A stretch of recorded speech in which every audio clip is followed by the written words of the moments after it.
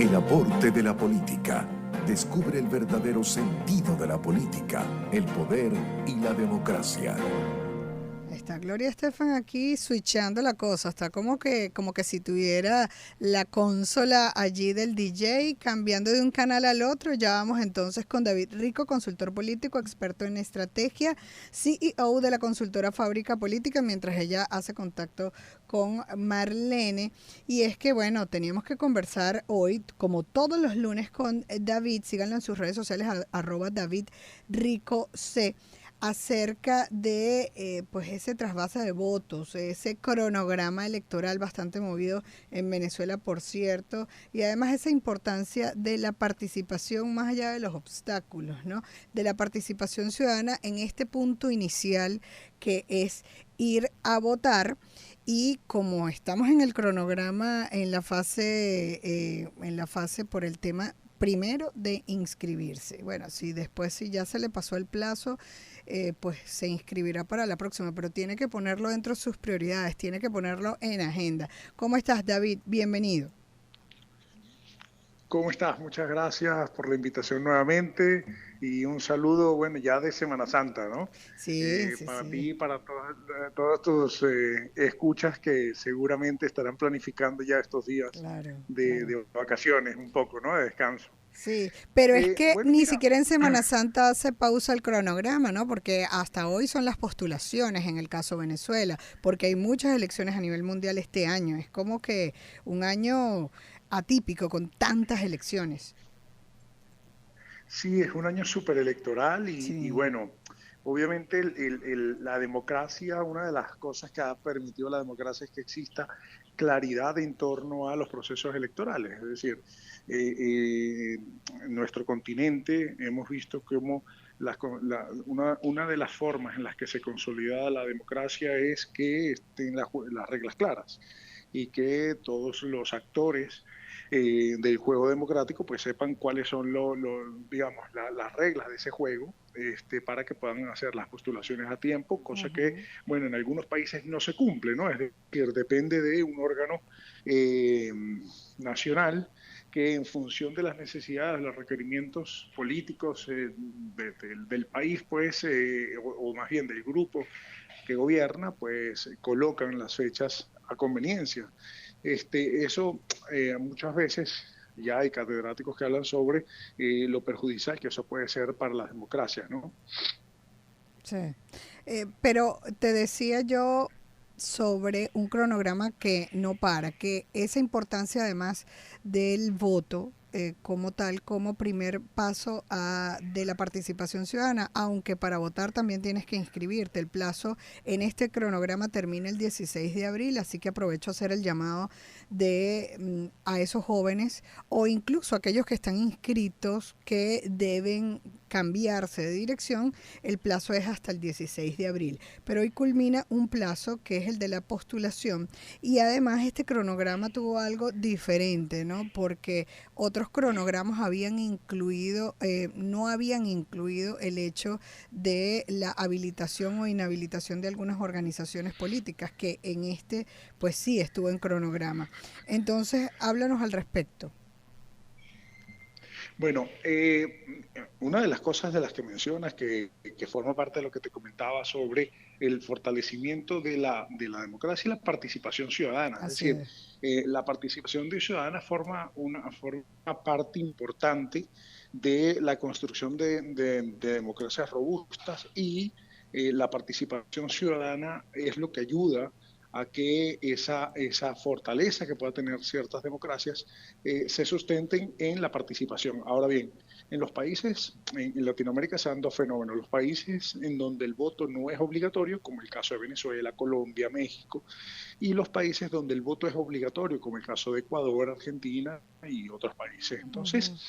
el hecho de que tengas el derecho al voto, que tú vayas y te inscribas para votar, que tengas la posibilidad de votar sin que sea una exigencia, es para muchos escritores un rasgo importante de la democracia, pero que se ve saneada en la medida en que hay participación. Por Sí. ejemplo, si comparamos el caso colombiano, una de las grandes discusiones y preocupaciones que tienen los juristas y los que, digamos, los académicos en torno a la democracia es la bajísima participación que suelen haber en los procesos, sobre todo locales, en nuestro hermano país. Es decir, en Colombia la participación suele ser muy baja en los procesos electorales y eso es perjudicial al final, ¿no? Sí. Porque la decisión de pocos termina repercutiendo sobre la mayoría, es decir, pocos son los que van a votar y son los que deciden quién van a gobernar. Ujú. Entonces, allí es donde la participación ciudadana juega un rol importante y en Venezuela, donde el voto es, a pesar de no ser obligatorio, habitualmente hemos visto cómo la participación suele ser más alta de lo que normalmente se estima en la mayoría de los países donde el voto no es obligatorio. Por consiguiente, aquí el reto es que el ciudadano comprenda que ese rol importante que ha tenido tradicionalmente e históricamente en Venezuela, que es la participación del voto, siga jugando un rol importante y ahí es cuando los Sí. jóvenes y las personas que se han movido de ciudad o de país incluso puedan hacer los cambios pertinentes o las gestiones pertinentes para poder votar. Sí, otro de los puntos importantes que teníamos planteado hablar el día de hoy, porque bueno, siempre la política es movida, además cambia no de día a día, cambia de hora en horas y hoy vamos a ver seguramente algunos cambios, pero lo que hemos visto durante la semana es que en el caso de María Corina Machado, que se quería postular como candidata a la presidencia ante el hecho de que no, de que sigue inhabilitada, pues hizo una propuesta de una nueva persona que es la profesora Corina Llori.